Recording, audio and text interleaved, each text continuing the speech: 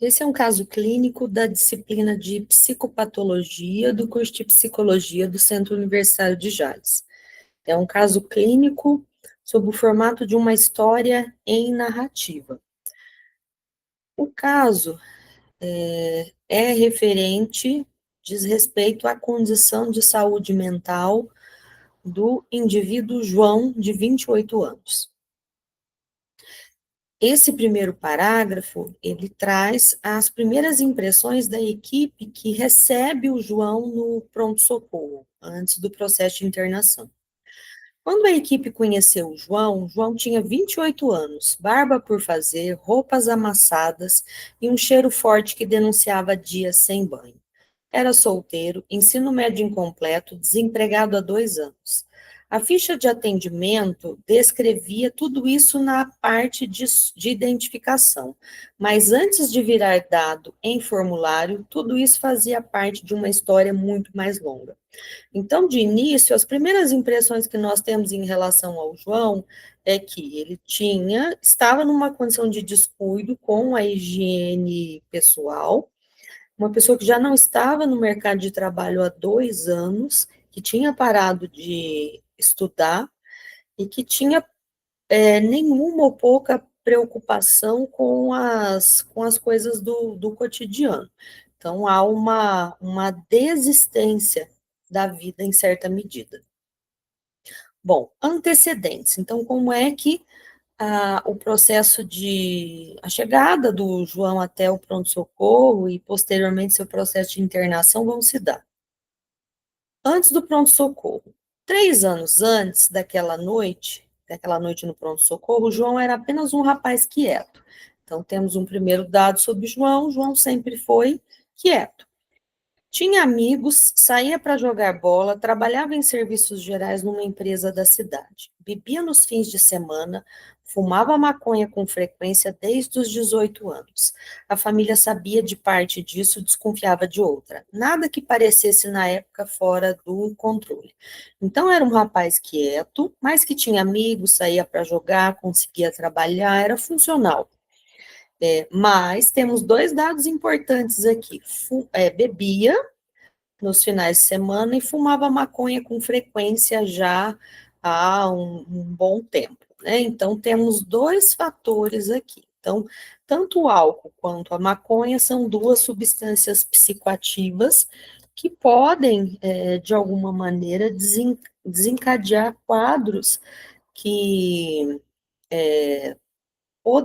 eram, né, até então, potenciais para esse indivíduo, né, em função de uma predisposição genética, por exemplo.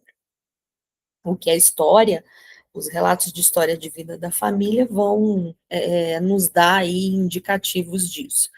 A família sabia de parte disso, desconfiava de outra. Então, nada que parecesse na época fora do controle. Então, por mais que ele usasse álcool aos finais de semana, fumasse maconha rotineiramente, ele era funcional. Saía, jogava com os amigos, provavelmente frequentava a casa dos amigos, os amigos frequentavam a casa dele, fazia churrascos, ia trabalhar. Então, havia algumas coisas que não eram de acordo para a família, mas isso era ocultado, né, pela funcionalidade, pela inserção social do João. A mudança começou de forma quase silenciosa. Então, o que vai acontecer com o João ao longo do tempo? A primeira coisa é que ele passou a dizer não para os convites dos amigos. Então, qual é o primeiro elemento que nós temos aqui? Isolamento. Deixou de comparecer a churrascos de família, começou a ficar mais tempo no quarto. Você tem uma intensificação desse isolamento. A mãe comentava com os irmãos: o João anda esquisito, mais fechado, deve ser fase. Então, isso é uma coisa bastante rotineira nas famílias, que é ignorar os sinais que vão aparecendo no início, né, do desenvolvimento dos quadros de adoecimento mental. Na empresa, faltas não explicadas começaram a surgir. Até que um dia, João simplesmente não voltou ao trabalho, sem uma explicação clara. A carta de demissão chegaria depois, mas para ele tudo já parecia sem sentido. Então, olha só, temos uma outra informação importantíssima aqui. Então, primeiro, ele começa a dizer não para os amigos, então começa a parar de frequentar os amigos, sair, fazer atividades físicas, e depois começa a ficar mais tempo no quarto. Nós vamos ver lá na frente que até um momento em que ele não sai mais do quarto. Depois ele começa a faltar no trabalho, muito possivelmente porque ele já começa a ter algum grau de persecutoriedade em relação ao trabalho, e depois para de ir definitivamente, e tudo já parecia sem sentido, quer dizer, não há mais sentido em sair com os colegas, não há mais sentido em ir aos churrascos de família, não tem mais sentido trabalhar, não tem mais sentido conviver com as pessoas, então eu vou ficar no meu quarto. Aos poucos abandonou também o cuidado com a própria aparência, então estamos aqui na terceira fase, né? Momento em que esse indivíduo já começa a não gastar o seu tempo, a utilizar o seu tempo para as próprias atividades de higiene pessoal. Então, o banho, trocar roupa, escovar os dentes, passar um desodorante, lavar o cabelo, pentear o cabelo, fazer a barba, cortar o cabelo. O banho foi ficando raro, a barba crescia sem ser aparada, as roupas eram as mesmas por dia dias. A família chamava atenção, discutia, tentava fazer brincadeiras para motivá-lo. Ele reagia com irritação ou indiferença. Por qual razão? Ele entendia isso como uma agressividade, porque não tomar banho, não trocar de roupa e ficar só dentro do quarto passa a ser para ele a atitude mais normal e natural. Então, é isso efetivamente que tem que acontecer, é assim que eu tenho que ser, é assim que ele se sentia, era assim que ele externalizava para o ambiente esses sentimentos. 2 anos antes do episódio de internação, ele chegou uma noite ao pronto atendimento, levado pela família, reclamando que não dormia, dizendo que tinha gente perseguindo. Olha só, a persecutoriedade vai se tornando cada vez mais intensa e debilitante. Recebeu um ansiolítico para alguns dias, acalmou-se um pouco e voltou para casa. Não houve encaminhamento estruturado para o acompanhamento, ninguém marcou consulta no CAPS, nem com o psiquiatra. A vida seguiu, aparentemente. Então, temos uma outra informação importante aqui, que é a negação. Então, é muito difícil para uma família, principalmente para os pais, admitir que o filho está num quadro de adoecimento mental. Então, isso, em certa medida, significa para os pais, né, na percepção equivocada que o pai tem nesse momento, de que o pai e a mãe estão falhando de alguma maneira. Então, é mais fácil você esconder com o problema, tentar lidar com ele em casa, do que levar o filho aí para um atendimento. Até porque ainda existe um estigma muito forte em relação à doença mental e também em relação a ir ao psiquiatra, né? Então, todo mundo que vai ao CAPS, na visão geral das pessoas, são pessoas loucas, né? Então, ainda existe esse estigma e essa noção do senso comum. A piora silenciosa. 6 meses antes da internação, o que era estranho virou perturbador. João passou a falar sozinho com frequência. Olha só, temos mais um dado que é falar sozinho. A mãe ouvia da cozinha a voz dele dizendo: Eu não vou fazer isso, pare de falar comigo. Como se respondesse a alguém que não estava ali. Às vezes ele ria sem motivo aparente, outras discutia com nada, em tom de raiva. Começou a dizer que estava sendo vigiado, então temos aí uma intensificação da persecutoriedade. Vasculhava os cantos da casa, procurava câmeras imaginárias através de quadros dentro do guarda-roupa.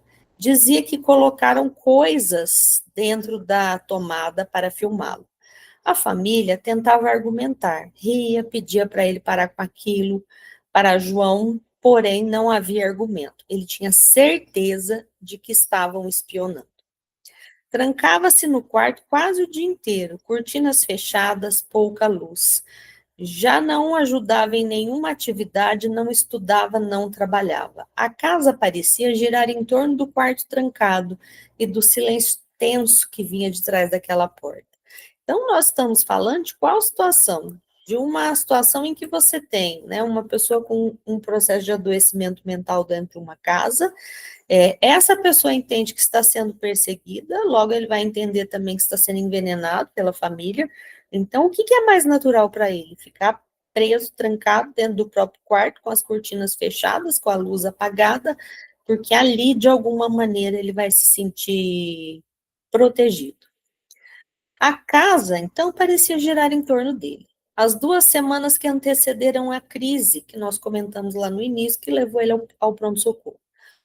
2 semanas antes de tudo explodir, a casa passou a viver em alerta. João começou a acordar no meio da madrugada e a rondar os cômodos, olhando pela janela, checando trancas, sussurrava que eles estão aí fora.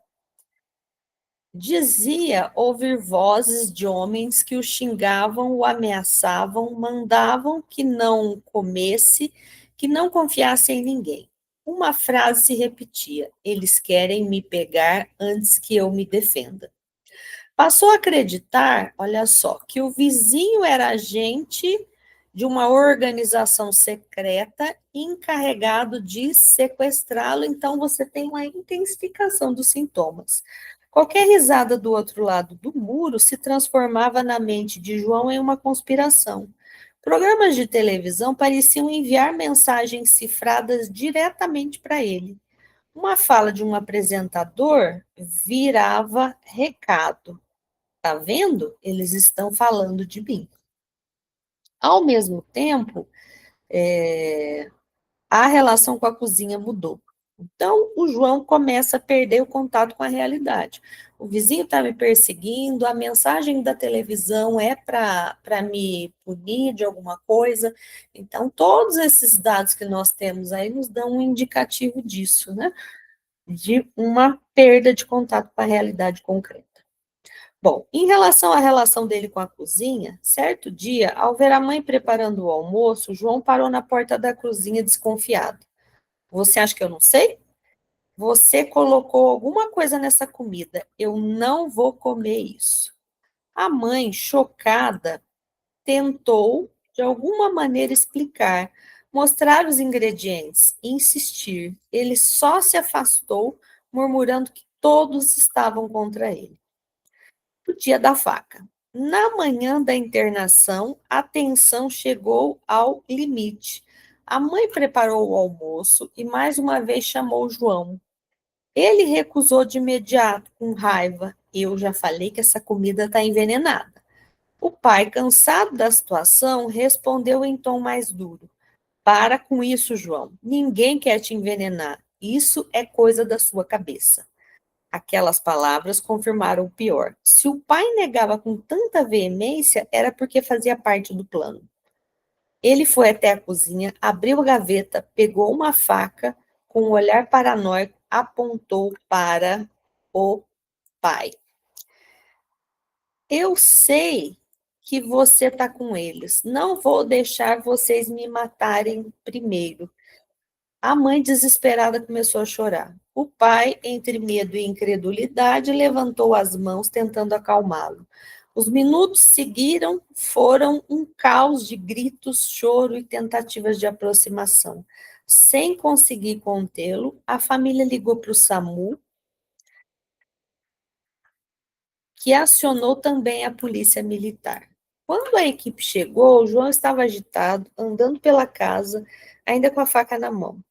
A abordagem precisou ser cuidadosa, mas mesmo assim houve resistência. Ele empurrou um policial e tentou correr para o fundo do quintal. Acabou contido fisicamente pela equipe, a faca retirada com segurança e foi levado ao pronto atendimento psiquiátrico. O encontro com a equipe. Então, o que que nós temos aqui? Antes do encontro de João com a equipe, ele chega a uma situação extrema, uma perda total de contato com a realidade e uma impossibilidade de continuar o convívio social. Então, já não dá, a partir desse momento, para ele continuar no meio familiar. No encontro com a equipe, João entrou na sala acompanhada de técnicos e seguranças porque ele estava violento. Magro, barba por fazer, roupas sujas e amarrotadas. O cheiro forte ocupava o ambiente.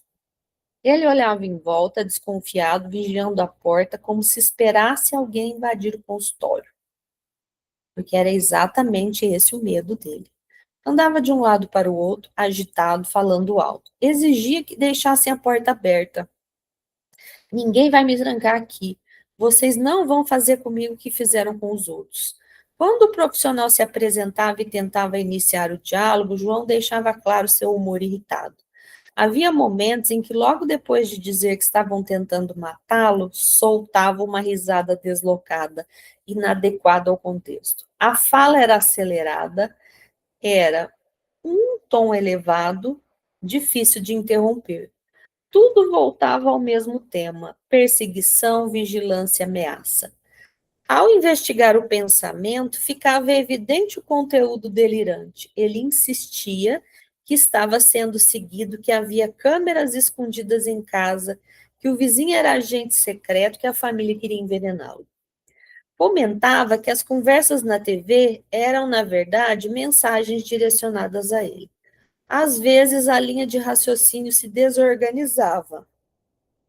As respostas ficavam tangenciais, fugindo ao que tinha sido perguntado. Então, perguntava-se uma coisa, ele respondia coisas, dava respostas que não tinham a ver com o que havia sido perguntado. Quando o profissional perguntava diretamente sobre vozes, ele respondia sem hesitar que sim, ouvia vozes de homens que o xingavam, ameaçavam e davam ordens.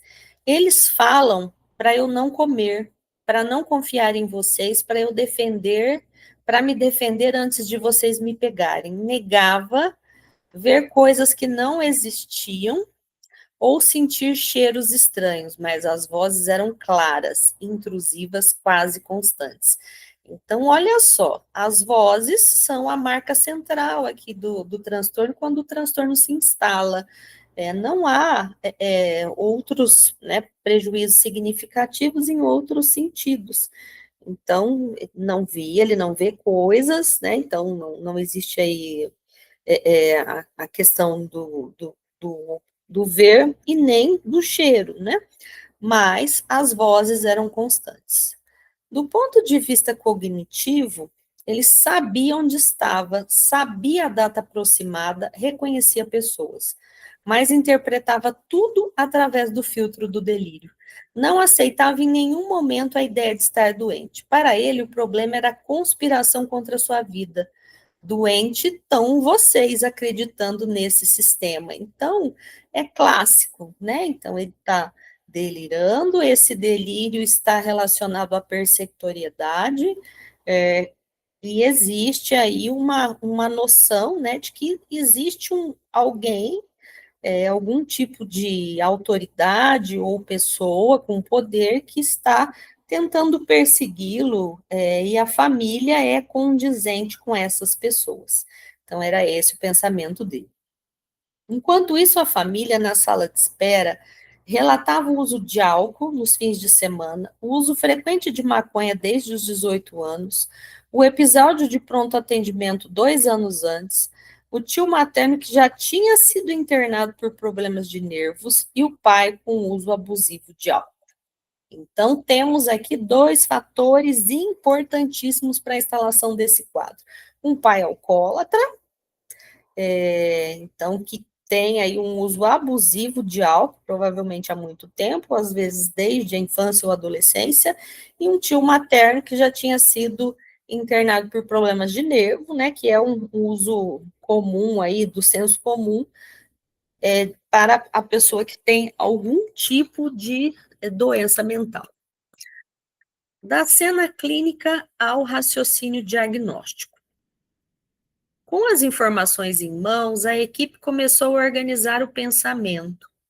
O início insidioso, a presença de delírios persecutórios e de referência, as alucinações auditivas com conteúdo de ameaça e comando, o isolamento social, o abandono do trabalho, o prejuízo importante do autocuidado e do funcionamento global apontavam fortemente para um transtorno do espectro de esquizofrenia. provavelmente em forma paranoide. Então, temos aqui um parágrafo importantíssimo, né? Então, de início, qual é a percepção que a equipe tem? Então, a caracterização que a equipe faz do João é essa aqui, né? Então, é a percepção inicial que eles têm dele. Ao mesmo tempo, o uso intenso de álcool ao longo dos anos acende uma luz. Seria possível um transtorno psicótico induzido por substâncias? Então, temos uma dúvida aqui. Então, será que temos um quadro de esquizofrenia ou será que temos um quadro de transtorno psicótico que foi induzido, na verdade, pelas substâncias psicoativas que o João vem consumindo ao longo do tempo? A equipe sabia que isso precisava ser investigado com cuidado, considerando o padrão de uso, a temporalidade dos sintomas e, se possível, exames toxicológicos que precisariam ser feitos para completar aí o diagnóstico. Entravam na lista de hipóteses também o transtorno esquizoafetivo, se houvesse episódios de humor bem delimitados e importantes junto com o quadro psicótico. E, além desse, o transtorno delirante, menos provável pela intensidade das alucinações, certa desorganização e prejuízo global, que já dominavam o João. Então, essas são as situações iniciais que a equipe diagnóstica encontra. Um indivíduo numa condição, num estágio já avançado, e com problemas mais graves, né? Nesse momento, um prejuízo global muito significativo, que gerava problemas mais graves. Então, qual é a percepção que se tem aqui? Que a prioridade, ela precisa ser a segurança dele e a segurança da família, então, medidas rápidas precisavam ser tomadas. Então, como manejar essa crise? Então, como lidar com a crise do João? Naquela fase aguda, o objetivo era garantir a segurança para João, para a equipe e para a família. A abordagem precisava ser calma, sem confrontar diretamente os delírios. Você está enganado, não tem ninguém te perseguindo. Então, não adianta falar esse tipo de coisa para ele, porque ele não vai aceitar. Então, a abordagem precisa ser outra. Então, oferecer uma ancoragem na realidade e na contenção verbal.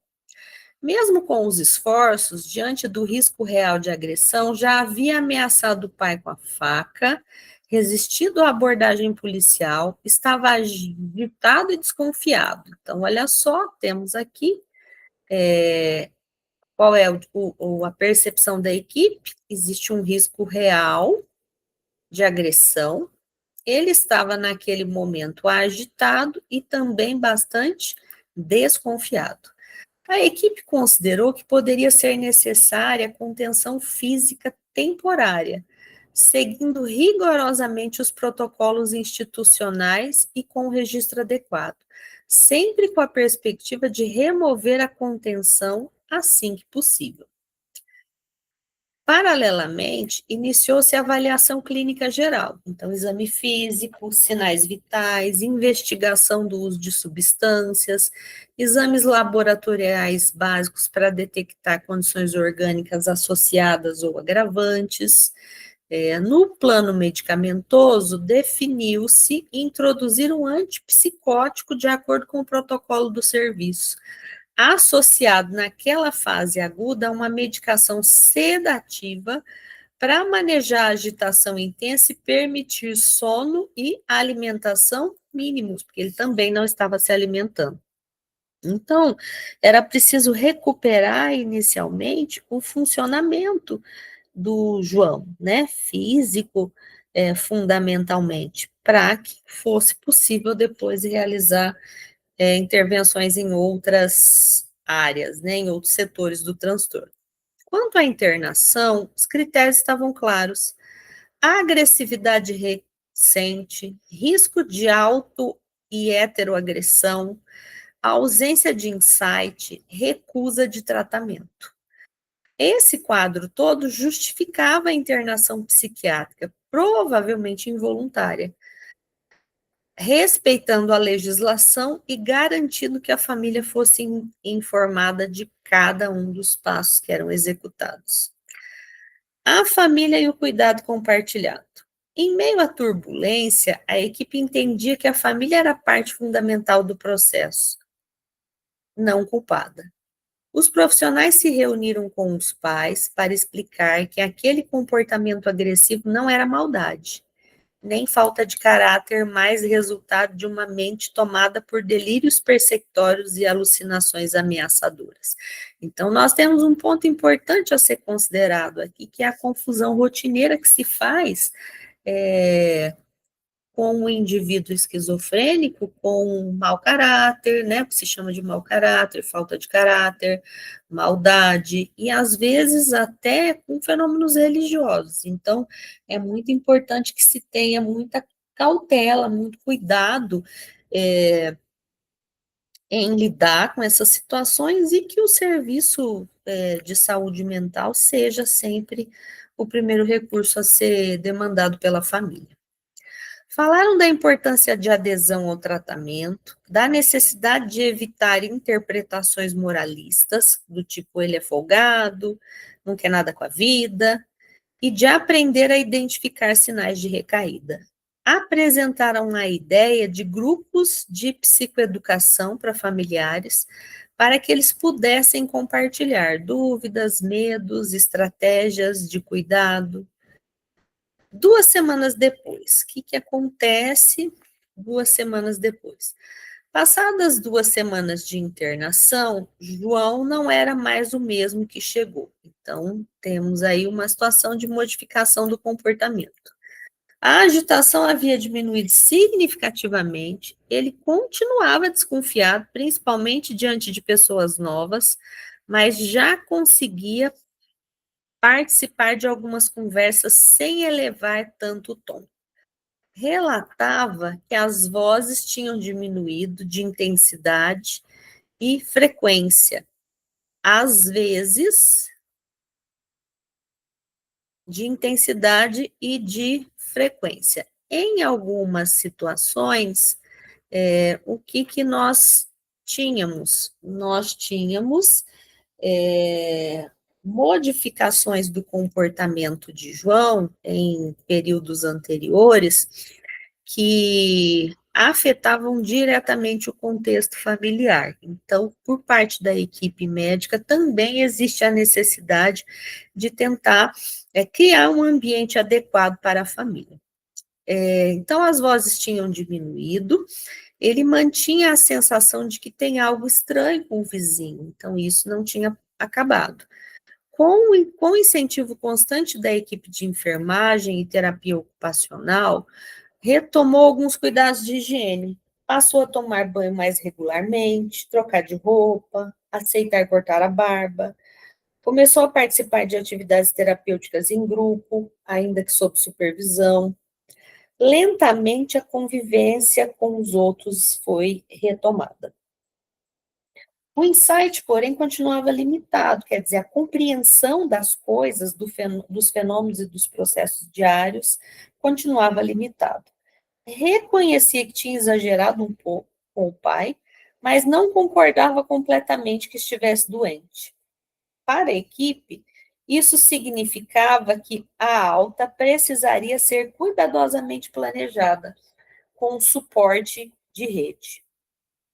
Então, precisava de um encaminhamento para o sistema de saúde, né, para o CAPS. O projeto incluía alta gradual, com encaminhamento para acompanhamento em CAPS ou outro serviço substitutivo. Construção de um amplo plano de reabilitação psicossocial através de manejo familiar. Quer dizer, a família também precisava ser psicoeducada acerca de como aprender a lidar com isso. Redução de danos em relação ao uso de substâncias e, quem sabe, no futuro, projetos de estudo ou trabalho que pudessem ser retomados de alguma maneira pelo João. Então, aí já estaremos falando de momentos futuros, em que o João pudesse novamente se inserir no contexto social e voltar a trabalhar, a estudar, a vivenciar as experiências particulares dele de uma maneira saudável e organizada, né, sob o ponto de vista mental.